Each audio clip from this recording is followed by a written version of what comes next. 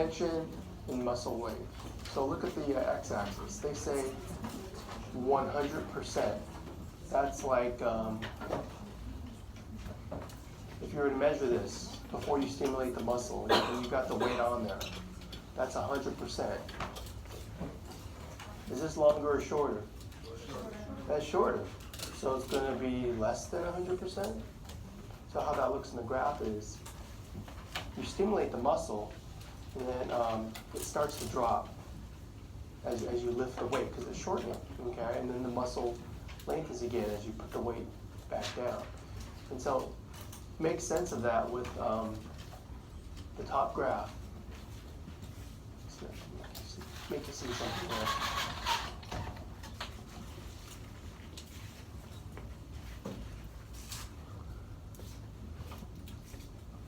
I'll draw a line from, say, here to here.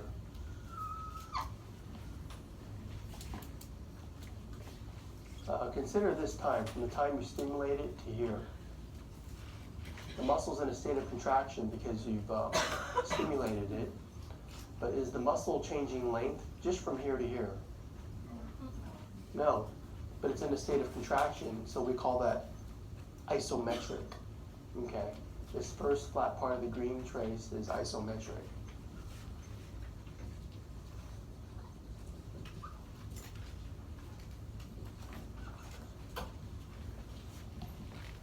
I mean, what's the muscle doing during that time after you've stimulated it to lift the weight? It's building up the tension.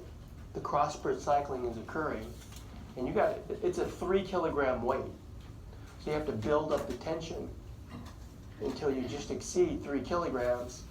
That's that peak tension right there.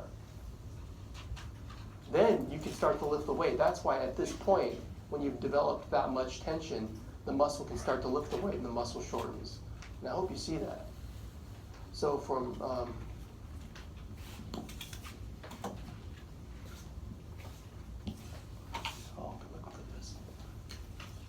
from here to here, what kind of contraction is that when the muscle is in a state of contraction and it shortens? Concentric or eccentric? Concentric. Okay.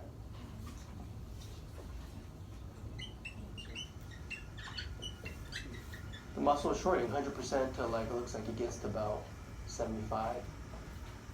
And what's happening during that time? Like from here to here. What's the peak tension that has developed?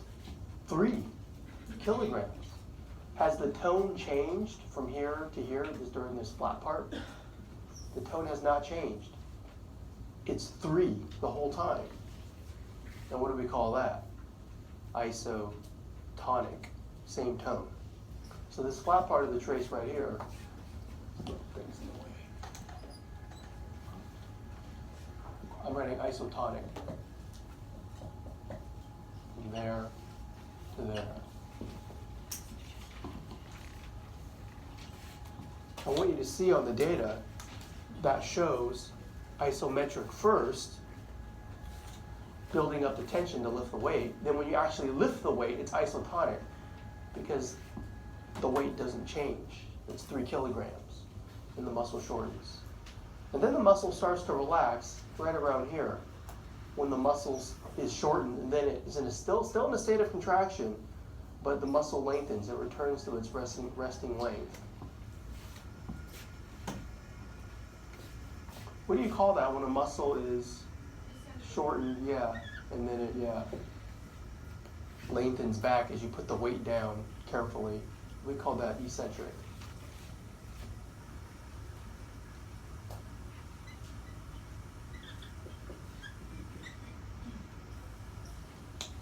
And it happens. That happens when the muscle tension starts to drop off. And that the weight's going to be put back down. Okay. And it's kind of odd. You start off at 0, so you lift it and you start to put it back down, but you don't quite put it back down. It's still contracting. It's still kind of like holding on. And it'll drop later on. But the muscle has returned to its original length. So I want you to see first isometric, building up the tension, then isotonic concentric, then eccentric. questions on that?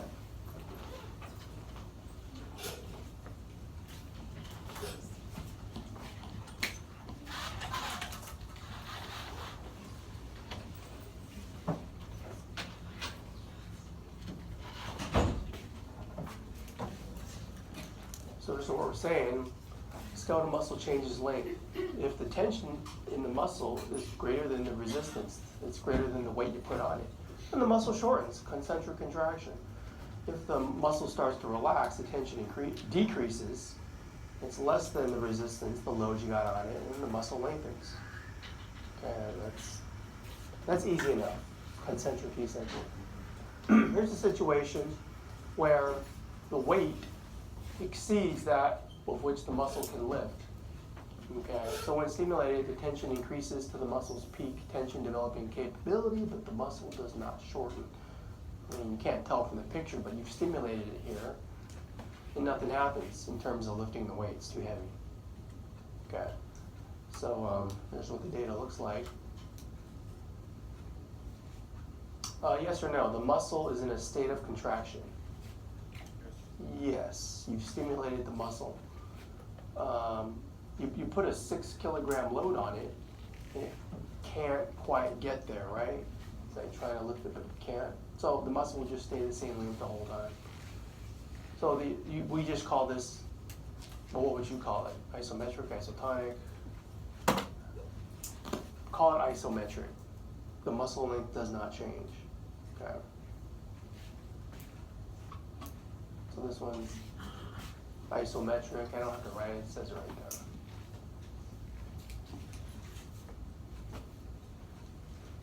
Well, if this were a multiple choice question and you start here and end here, which choice is correct?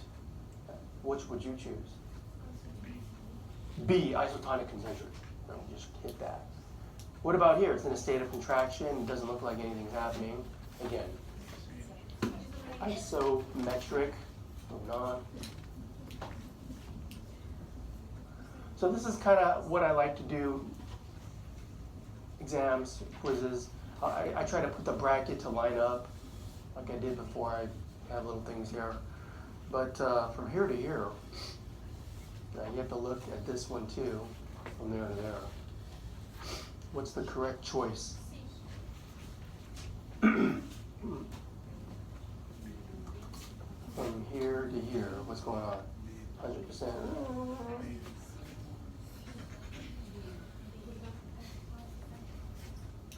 Heard a couple of things.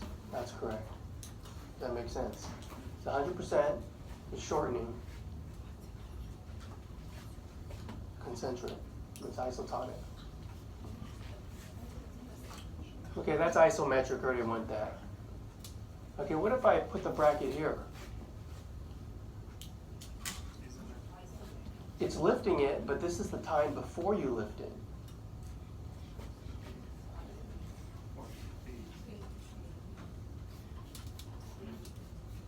The length does not change. Call it isometric.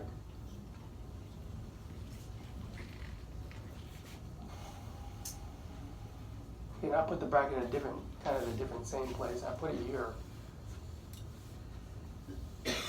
I put these green arrows as like I drew on the board there. Consider the bracket where I put it here, the flat part of the trace, this flat part of the trace. If it's a flat part, do you put isometric or isotonic if I'm talking about this flat part?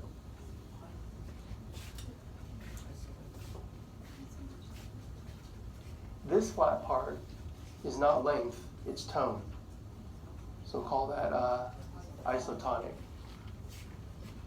This is blank contraction. When it's isotonic and the muscle is shortening, what's the correct choice?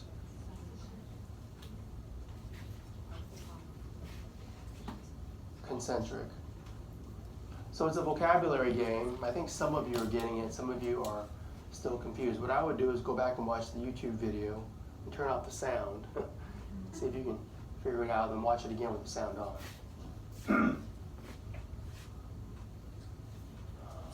And then I put it here, and I'm trying to line it up to where the length changes from there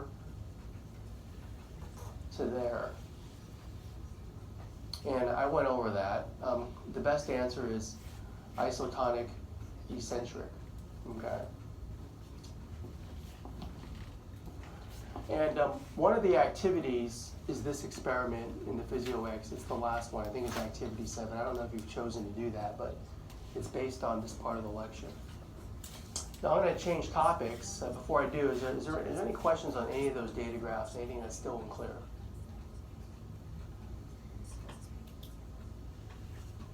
That's why I like to put these questions within the lecture, because these are the kinds of things I'll ask you on the exam. Maybe you need to mull that over a little more. I want to get into the influence of load and training on isotonic contraction. So there's obviously a well-trained individual. The influence of load and training on isotonic contractions. And the next data slide shows a muscle with a light load, heavy load, both untrained. Okay. Untrained, just get them in the gym, have them lift weights, see what it looks like. And then heavy load trained. And so this is from the book. And let me explain what you're looking at here. It's distance shortened of the muscle. And this is the time it takes for the muscle to shorten, okay, in that experiment. So imagine, like, I don't know, let's say you're in the gym doing military press. We go like, rah. If it's a lightweight, you can just go, oh yeah, really easy. I can go all the way up and all the way back. I can get the full range of motion. It's a light load, so from the time I start the repetition, it doesn't take me long to overcome a light load. And I can do the full range of motion in the military press, okay? If I put a heavier load on and I can't lift it as well, it's like I go, oh, I go kind of part way, and it takes me longer to build tension. Like say this little heavy load untrained. It takes me longer to build up the tension to lift the heavy load, and then I can barely move when I'm able to move it. Okay, that's what you're looking at there. It's like, oh, I can just barely lift it. I can't fully extend and go all the way back like I could for the light load. But then you train, okay? So that's trained muscle. And so it looks like it's lighter, and I could do a fuller range of motion there. So what this shows us about training, the effect of training on load. This pin doesn't work too well.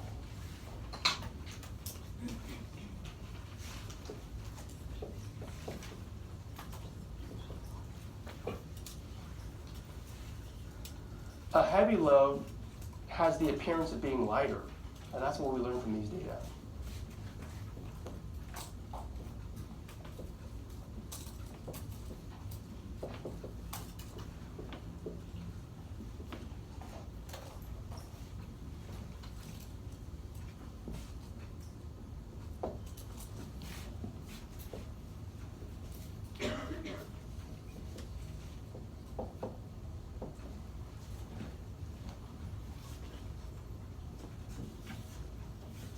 That's what I read on the slide here too.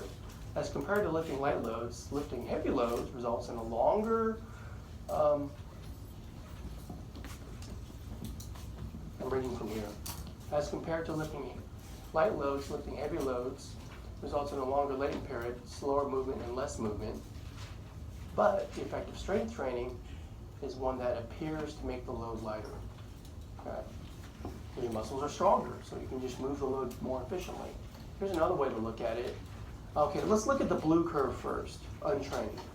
What this is showing you is, for a lighter load, for the lightest loads, we call it velocity of shortening, like how fast the muscle can shorten.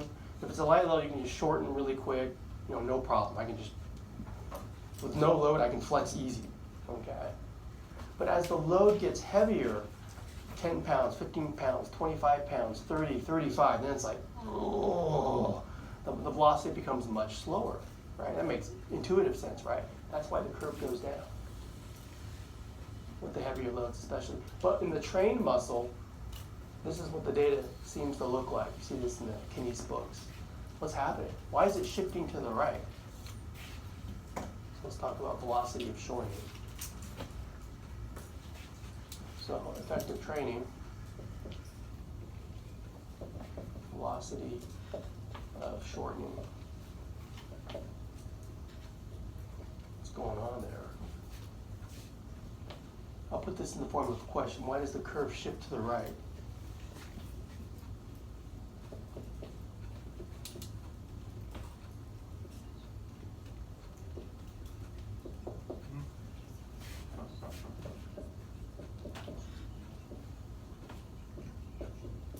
Well, the muscle's stronger. What does a rightward shift mean? Yeah, and I tried to emphasize the point by putting some random weight here. Maybe it's a 40-pound dumbbell that I'm trying to curl. Do this one more time.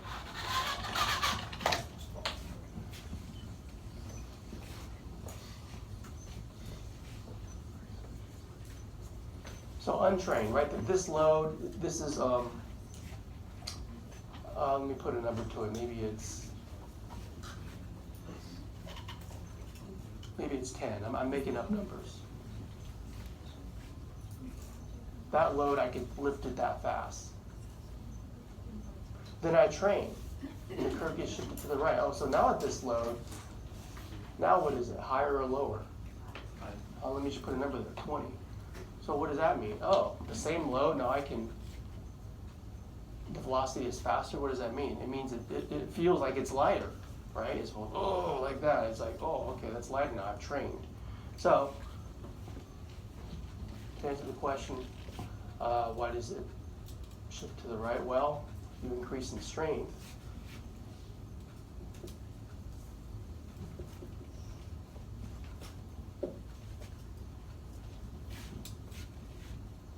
Increases velocity of shortening at any given load.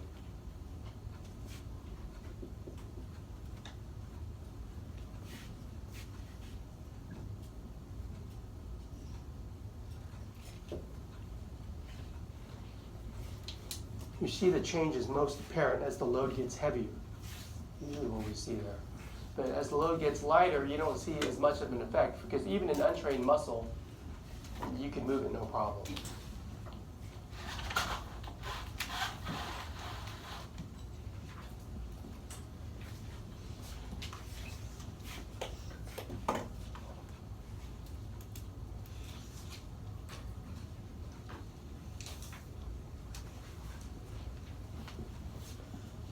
All right, the last set of slides for chapter 9 has to do with motor unit classification, so I want to go right to that last batch of slides.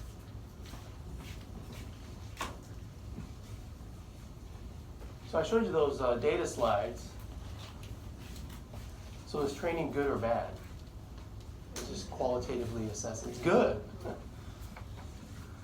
Just you don't want to do it, right? Training is hard.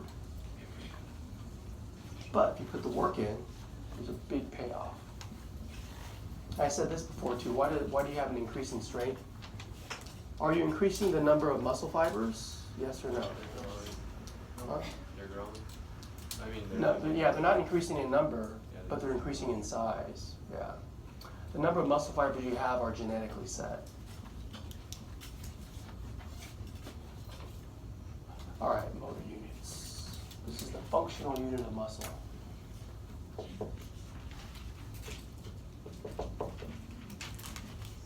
Okay, let me just define it, what it says on the board there.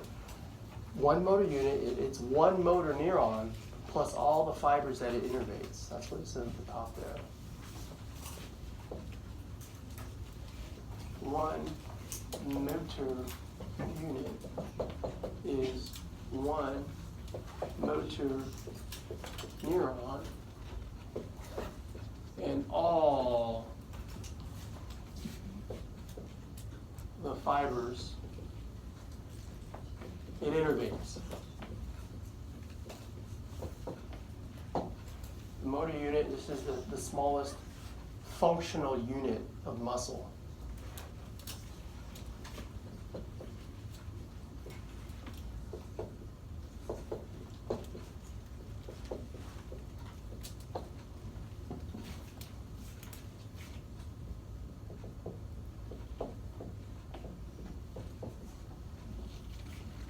So they got a picture of one there.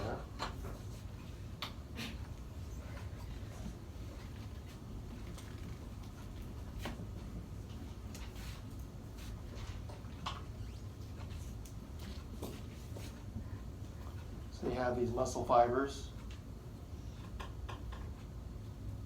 elongated, cylindrically shaped cells.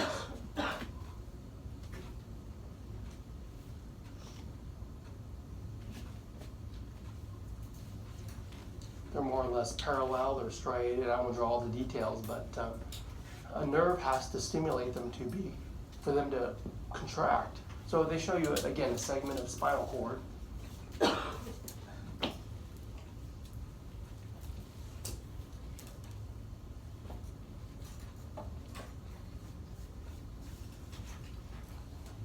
We'll spend some time on spinal cord later, but again, just to orient you, that's anterior, that's posterior. Okay, in this area here, it's called the ventral horn. So this is the spinal cord. Just a section of it. I mean, the cord is about 18 inches long, and it's about like, that big around. So you just cut it and just look at it. It looks like that. There's some gray tissue on the inside, white tissue on the outside. And this gray matter right there, the ventral horn, that's where the cell bodies are for these motor neurons. You should know that.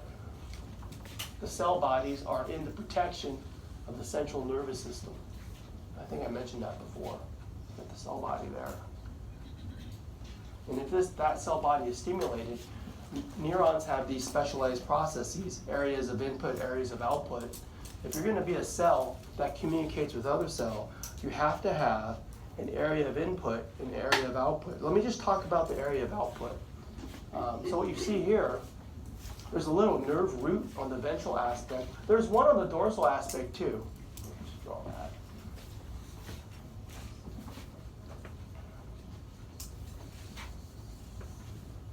There's like, you have to learn this later. I might as well present it now.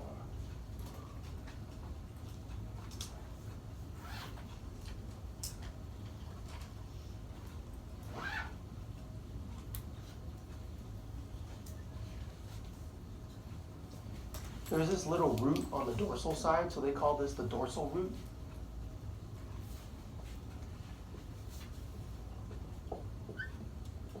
And there's a little root down here. So this is dorsal root. What's that? What's opposite of the dorsal? Belly side? Ventral. Someone remember? They also call them posterior, anterior root. Terms are interchangeable. Anyways, that's the anatomical structure. It has a motor function. It's motor. Okay.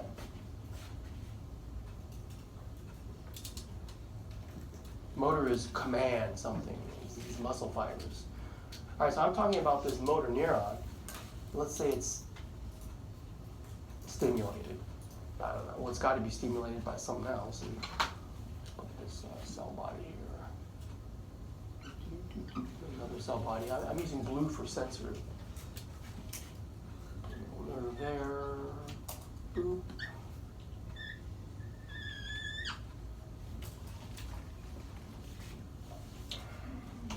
Let's say I step on a Lego, wow, and I feel that. A sensory neuron in the right segment will send a signal traveling this way to the central nervous system. Sensory, you feel it. And it will communicate with the go-between cell. I don't know, I'll use, how about this one? green cell. And the green cell you call an interneuron, in between motor sensory, interneuron. So, interneuron. And that will stimulate the motor neuron to kind of flex off of the Lego that's embedded in the bottom of my foot now. So, but that has to send a nerve fiber, an axon, an area of output, to these fibers here. I want to draw an axon. It's an axon.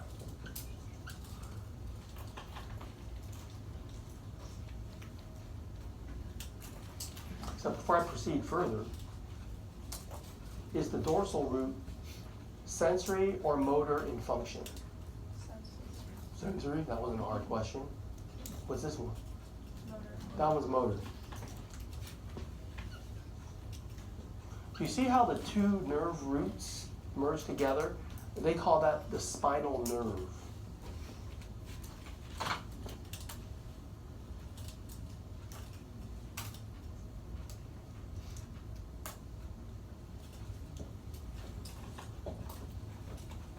We say it's mixed. Why? Motor and sensory. It's got both. Well, anyways, I'm talking about the motor function. This motor neuron, which controls skeletal muscle, let's say it innervates that guy. This one. That one.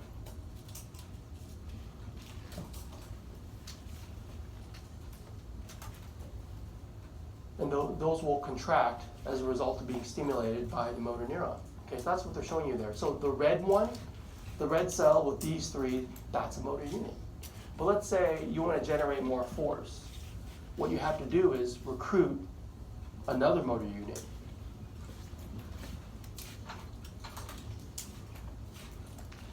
Want more, force, more tension from the muscle?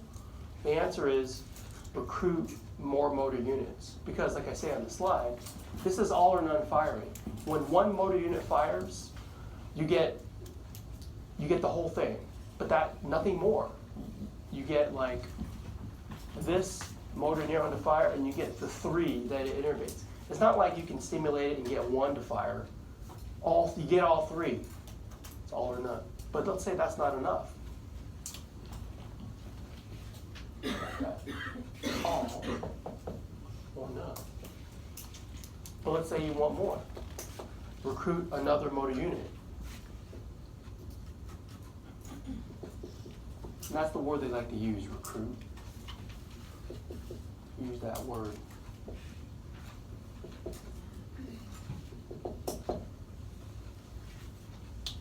Now they have a purple one there. Let's say this one gets stimulated too. This purple one. Let's say this one stimulates these two. And maybe that'll be enough force. But that's the concept. All or none. If you want more force, recruit more motor units. Remember, this is voluntary action, right? Conscious effort. In your lab on Friday, you're going to be asked to kind of squeeze this bar in your hand, and we'll be able to measure the kilograms of force. Squeeze hard, squeeze harder, squeeze hardest. Okay? Effort. So factors that influence the velocity and duration of contraction when you recruit these motor units, we like students to consider the fiber type and the load. So today we're talking about motor units. A motor neuron and all the fibers it innervates.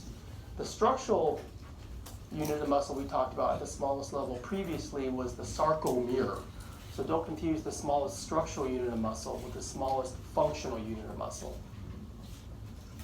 So there's our two motor units, and they even give you a histological picture of what that looks like under the microscope. And there are different kinds. We classify motor units. We have sophisticated ways to do it now. It used to be for muscle, say back in the 50s, they would, dissect an animal or something, and they would just look at the color of the muscle.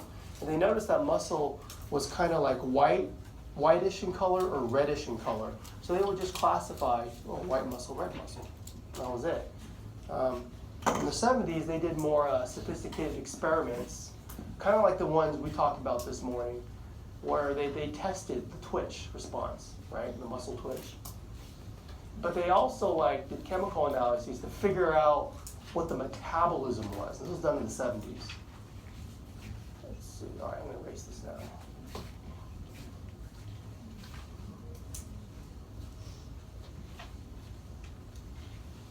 So that's what I want you to know, how to classify motor units, not just based on color, but based upon speed of contraction, metabolic characteristics. And from these ways, we have 3 types of motor units, 2B, 2A, and 1. So that's what I want to go over.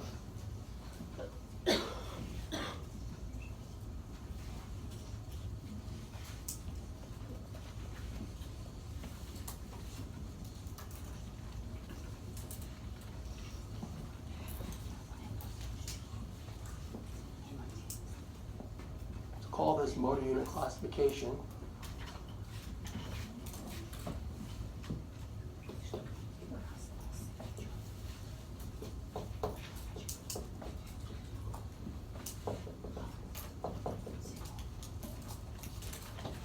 To be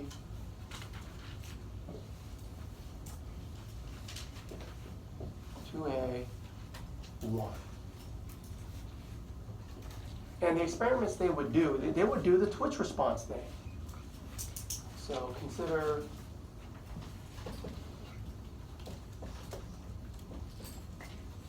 twitch response.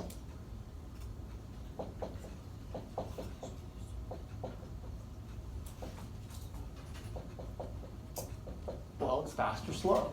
Also consider, the metabolism. How does it? Is it anaerobic or aerobic? Is it oxidative or glycolytic?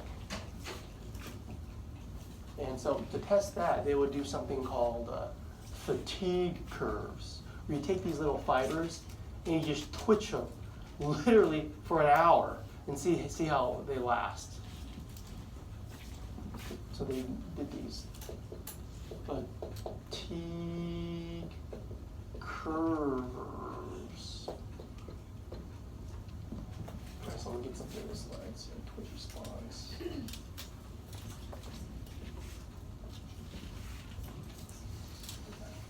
Little room there. T-curve for each of them, so you can compare.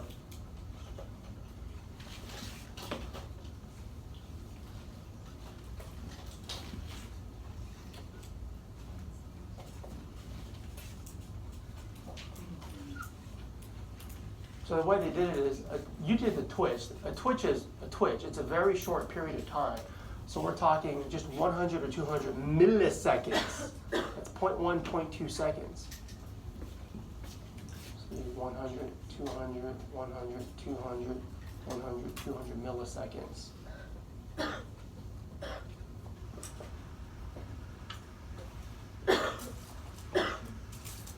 So these are all milliseconds for all of them.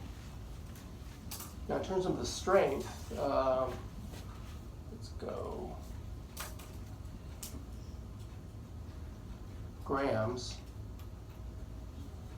of tension, so 10, 20, 50 for all of them.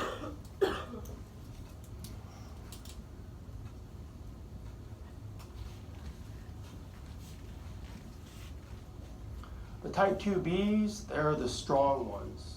They twitch fast. Everything about them is fast.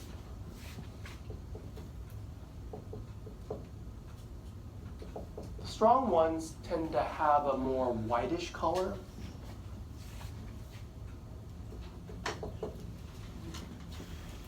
But they're fast fatigable. They fatigue really fast. Fast. Fatigable. They poop out really fast, but they're fast and they're strong. Their twitch response, it looks something like this. They can twitch at the highest level pretty quickly, within 0.1 seconds. Their metabolism is exclusively glycolytic. That means it's anaerobic. it doesn't require oxygen. But those stores run out really fast. So cells that use glycolytic metabolism are anaerobic.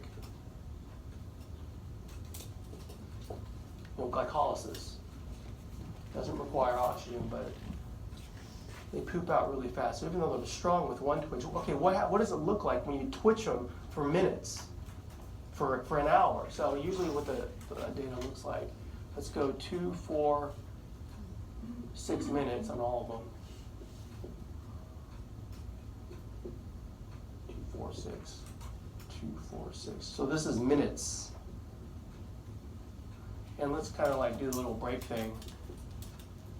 Go out to an hour. 60, 60, 60. Okay, for the 2Bs, so they let's call this 100% right here. Whatever it is, 50 in this case. So you start twitching them, and it's like each line represents a twitch. And for the first minute or so, they twitch at 100%, but you see this huge drop off as soon as they fatigue. Something like that. And then you just leave that little fiber there, and they go take coffee break or so. That's what I would do. Come back an hour later and check on it, and it's like barely alive. It's hardly producing any tension. It's gone. It's done. Okay. Well, anyways, those are the metabolic characteristics. Now, are there any questions on how I described it and these graphs here?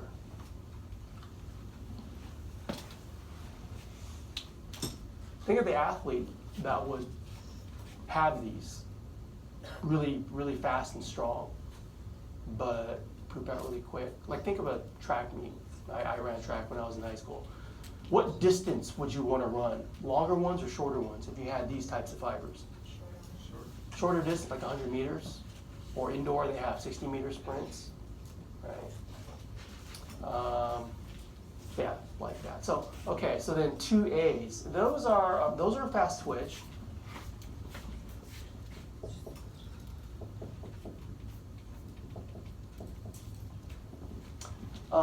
They do fatigue, but they resist fatigue. So they're called fatigue resistant.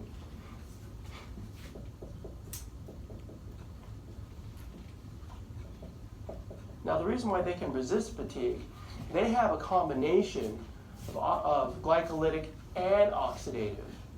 They have both.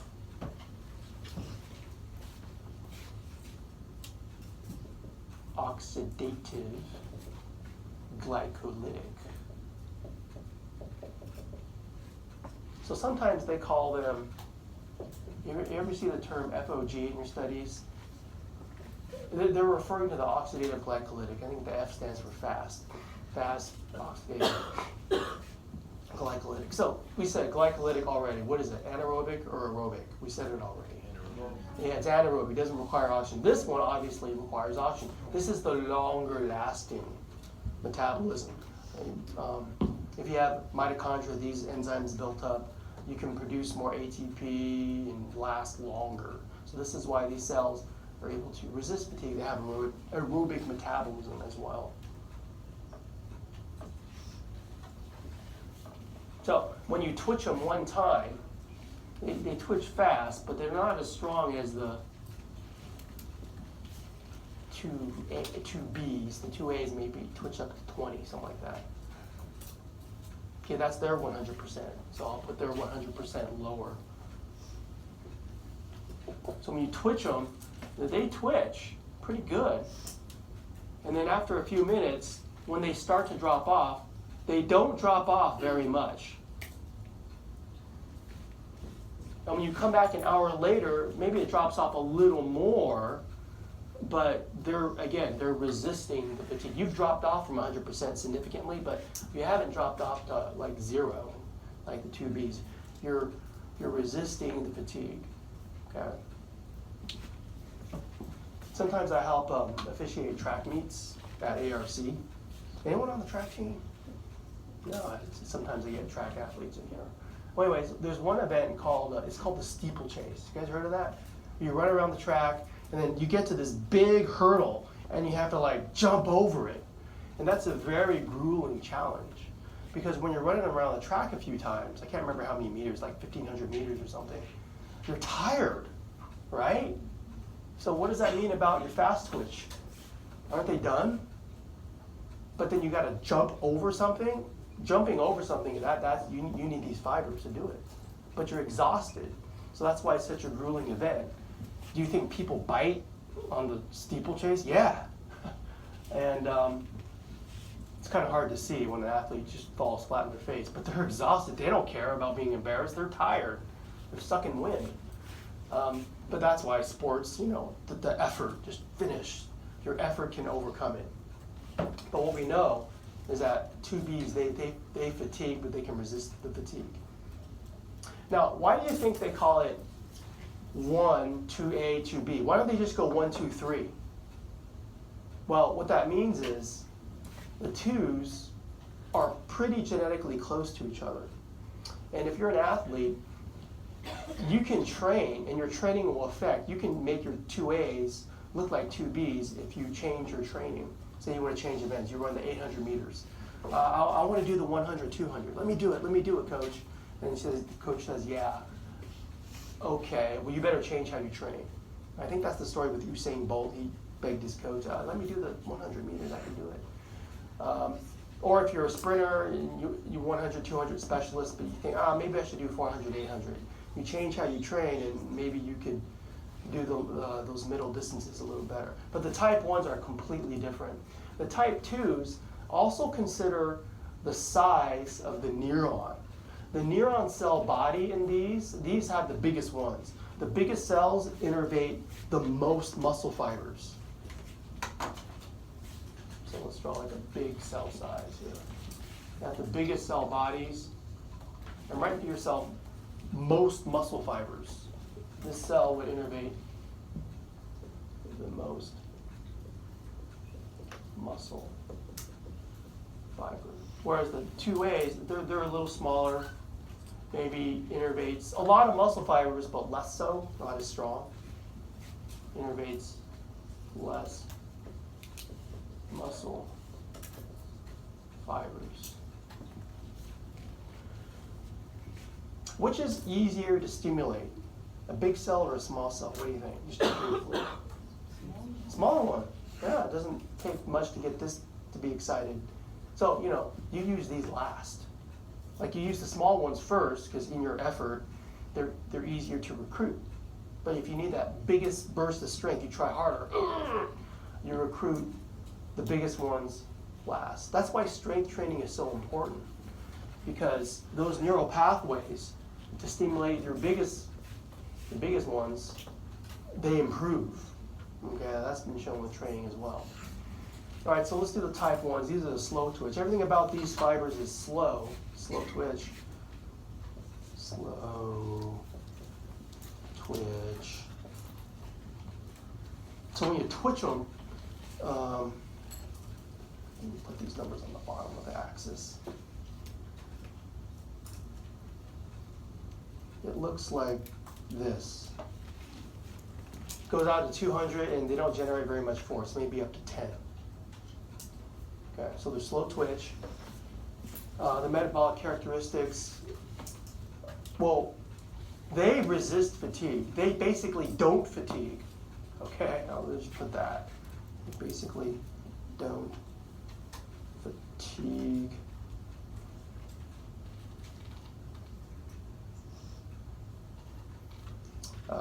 Oxidative. Exclusively oxidative. So if the 2Bs are white, it goes from kind of white to pink to red in terms of color. They have a lot of myoglobin. It's like the dark meat in chicken. White meat, breast, dark meat, more myoglobin. What parts of the chicken are dark meat? Thighs and the drumstick, right? Those big muscle groups, which it's better to have more myoglobin. But I guess the breast, like when chickens fly, I guess that's more fast twitch. All right, so oxidative, in terms of cell size, what's the trend here? Larger or smaller? the smallest ones. So your smallest muscle fibers are recruited first and most frequently.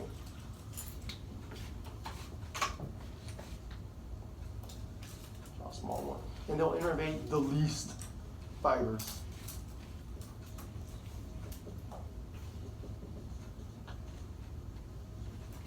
So not only in terms of athletics, but just think of like your small hand muscles or your eyeball muscles. The very small muscles that typically never fatigue. Okay? I mean, you can type your midterm paper for 6 hours because you waited till the last night and your fingers don't get tired. It's like, oh, my fingers are going to fall off. You know, it's okay. It's fine. It's kind of like that. So when you twitch these, now they're very weak, so I'm going to put the 100% level very low. Their 100% is very low, but man, they just keep going.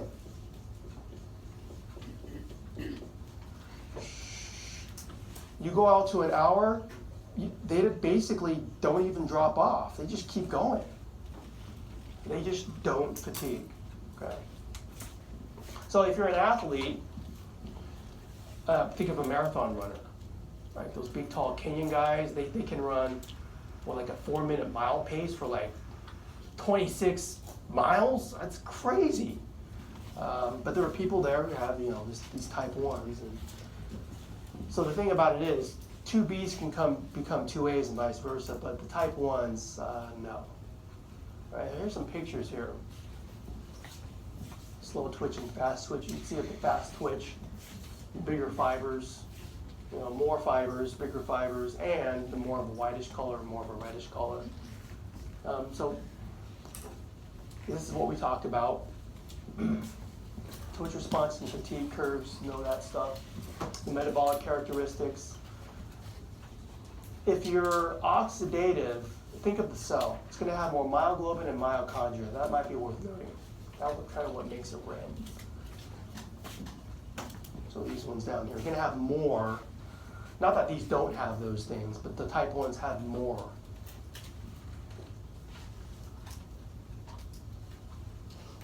Myoglobin, that's the molecule that binds oxygen in muscle. In blood, it's hemoglobin. In muscle, it's myoglobin. So it binds O2 in mitochondria. Remember, these are the organelles that do the aerobic metabolism, right? The citric acid cycle and the electron transport chain, that stuff. So if these cells have more of these enzymes, it's probably type 1. Okay, and we said neuron cell body size. Let's look at this. I want you to understand what's going on here. So you get a muscle, you cut it, and you stain the cross section for different things. Okay, I'm going to erase this now.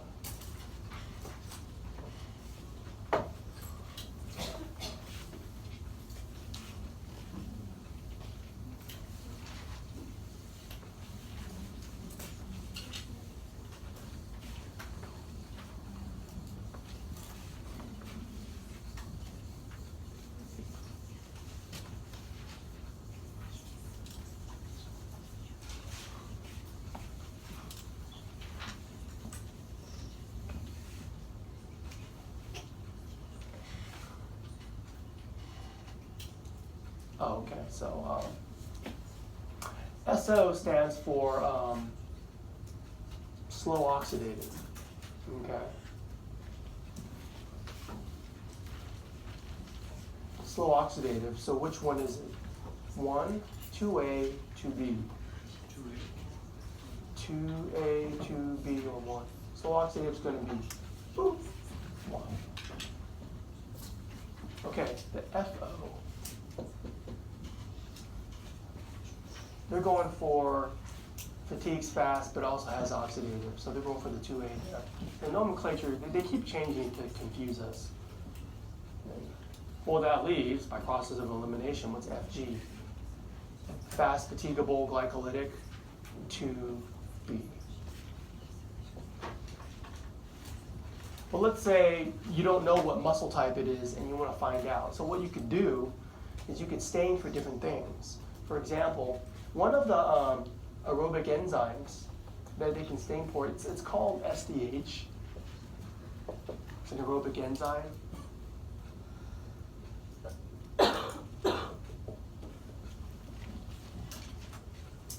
Basically, you find it in the type 1s.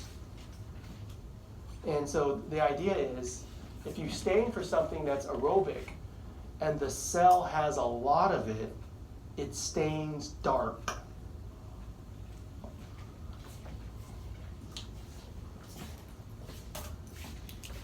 Dark. Medium, light. Okay, does that make sense? So that's how you deduce, oh, well, it's staining light for that, so it doesn't have a lot. It must be the type 2B.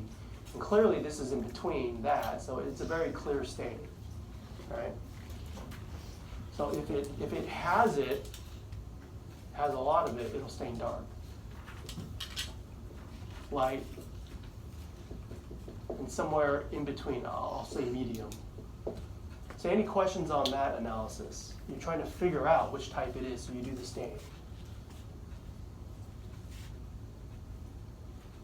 So for what I just erased, I always include this slide. I presented it, but I always like to include this slide in case you were asleep or something. Just go back and look at this slide. It's all the information I already presented. And what I like to do is I like to show you those things on tests. Okay, well, we just did it. It should be still fresh in your mind. What's A, based on these data? Type. Yeah, the 2B. 2A, and then 1. It's barely dropping off, even after an hour. It's pretty amazing, I think. All right, so again, determining the fiber type you stain for different things. So let me get the rest of these things down. Hold on. That's here. So you can stain for SDH, succinic that's a misspelling, dehydrogenase. It's an aerobic oxidative enzyme. Sometimes they stain for myofibrils because they're staining for this ATPase. I mean, that's the one that hydrolyzes the ATP for the cross-bridge cycling. Myofibrillar ATPase.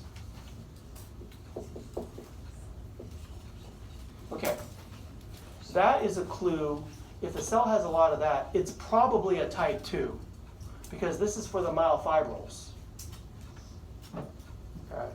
And you have a lot of it, the type 2s use it more. So this is for the type 1s. This can detect any of the type 2s, A or B. The last one are glycolytic enzymes. I'll just call it GE. How about I'll write it out? Glycolytic enzymes. So if you're using that to detect a fiber type, is it going to detect the 1s or the 2s? Which ones have the glycolytic? 2s. A or B. Okay. And the biopsy and muscle fibers. I always told as a student, if you're ever asked to donate your muscle fibers, don't. Tell them to go stick someone else. Because remember I said they're genetically set. Once you lose them, you can't get them back.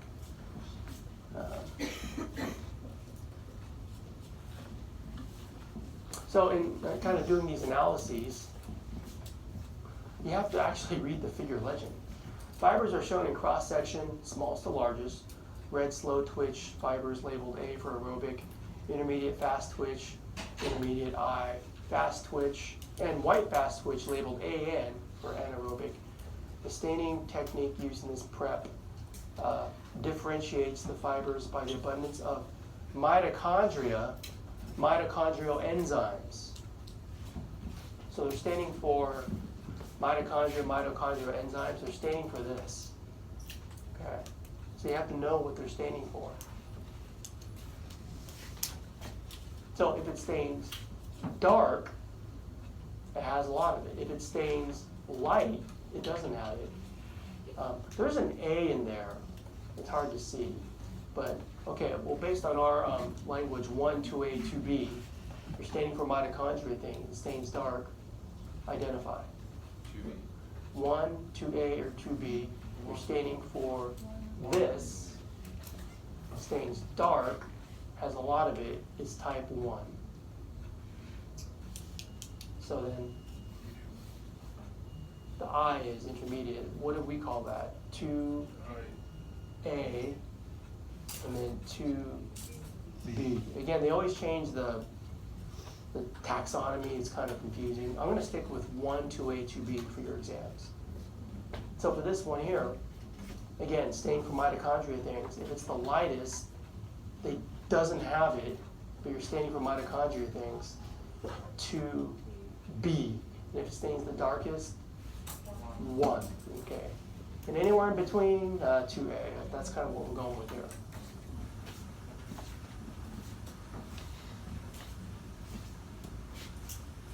Staining for SDH, again, the terminology is different, but the concept is the same.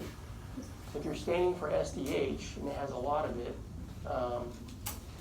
1, they call that 2A for R2A, and then the lightest ones, like one there, would be 2B. That stain isn't as clear. Okay, one more data slide, I promise, and we'll get through these. In the last concept. So what you're supposed to see here is that open circles were the smallest muscle fibers, and they're the type 1s. Here's the big fibers. Here are the small fibers. Open circles are type 1s, and they're testing for that enzyme activity, so they fall around here. Open squares are the largest fibers, and they're the fastest twitching, but they have the lowest SDH activity. So these are the type 2Bs. And then the dark circles, you have a range here. And those are the 2As. So I'm just trying to show you that fiber size and enzyme activity, it all matches. All right, so in the size principle, when we consider all these things together, which we've talked about, time to fatigue, innervation ratio. Okay, innervation ratio is a term that means, well, if it's high, like this, one cell innervates many muscle fibers. If it's a low innervation ratio, it's like 1 to 2. It's much lower than this one up here. So that's what I mean by that. And but we also talk about fiber diameter. Which motor units have the biggest fibers? Yeah, the 2Bs have the biggest ones. So let's move on. So here's the size principle. I kind of already mentioned, but let me write on the board in case you didn't get it down.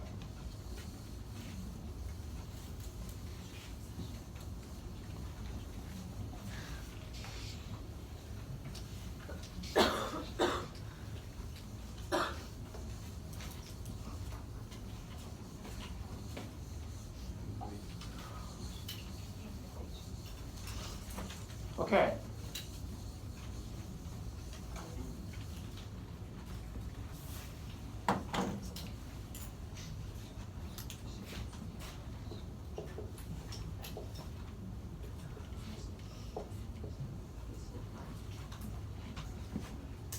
Motor unit recruitment is determined by the force required for a movement. Small, highly excitable motor neurons are recruited first and most frequency.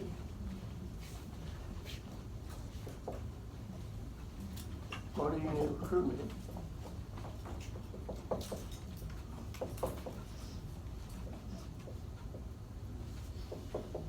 It depends on the load. It depends on the weight you're trying to move. Okay? Because the load will determine the force required.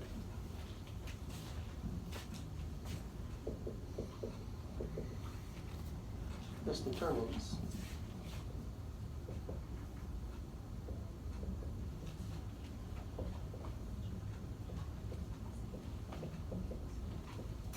force required. Small, highly excitable motor neurons are recruited first and most frequency. That's what we said before. The motor units with the smallest cell bodies are recruited first.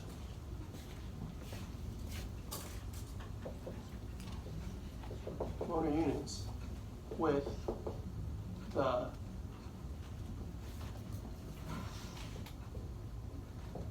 smallest cell bodies, remember we're talking about the size of the cell body for the motor neuron. Let me write that in parentheses under it.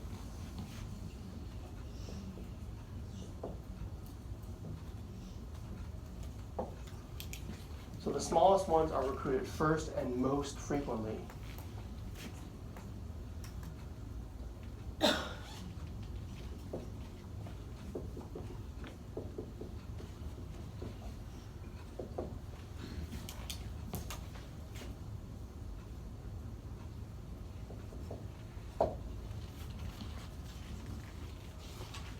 Larger, less excitable motor units are recruited later, and I think that's intuitive. I won't write that last point.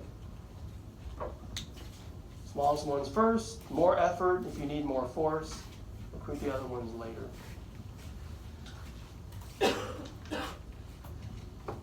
So let's say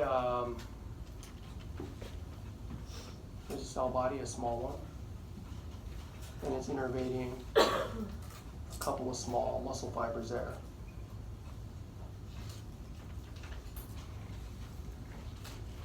And let's just say you're trying to just move 2 pounds, light load.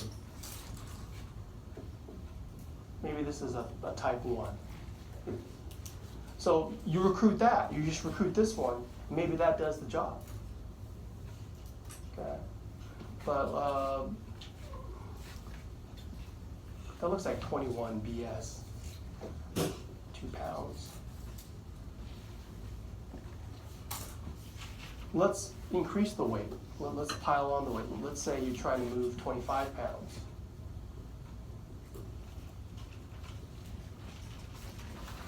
That's not going to do it. So, but recruit that one first, and then, I don't know, maybe a 2A second, or another one.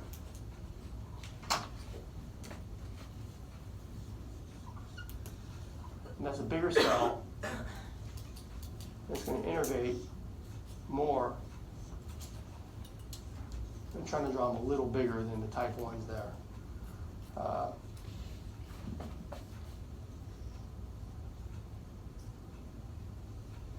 Draw one more big one. So you need first this one, then add to that a 2A to move a heavier load. And you give more of an effort, right? But let's say you're trying to move the heaviest load you can possibly move, recruit them all. Maybe 100 pounds. So for that effort, again, you don't skip the ones. You recruit them first and most frequently, that one, and then those, and then with your strongest effort, you know, recruit your big boys, the 2Bs, and they have the biggest cell bodies, and they have the highest innervation ratio.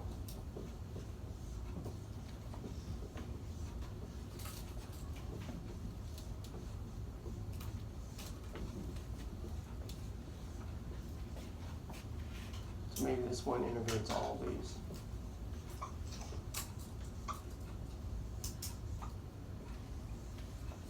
And usually muscles in your big muscle groups like thighs, calves, they have these, the big ones, the 2Bs. And much smaller muscles tend to have more the 1s. So this is a type 1, 2A, 2B. So that's why, like muscles in your hand, you have more fine touch and gradation because you can adjust force much more easily. But in big muscles where it's like you get the big ones, you recruit more or less of these, it's more of a crude gradation. Okay. Like for example, like jump high, jump higher. I mean, you have to like put more effort, but it's less gradated. Like for example, when you're playing the piano, you play softly, play with more feeling. You know, there's more nuance to it. Okay. All right, so they're just trying to show you here. Try hard, try harder, try your hardest. And you'll be asked to do that in the EMG lab, which I posted as an announcement. You should take a look at that and you should print it out. I always like to bring extra copies for those like who couldn't get a printout, but try to print it out and bring it to class. That'll take a lot of time. And so, yeah, actually now what I want to do is I want to give an early dismissal today because I moved that lab to Friday. So there's no lab today, so I'm just going to dismiss you guys because what I realized is I got to do with all that preparation for that lab. So I need the room, need you out of here. Okay? I hope you don't mind.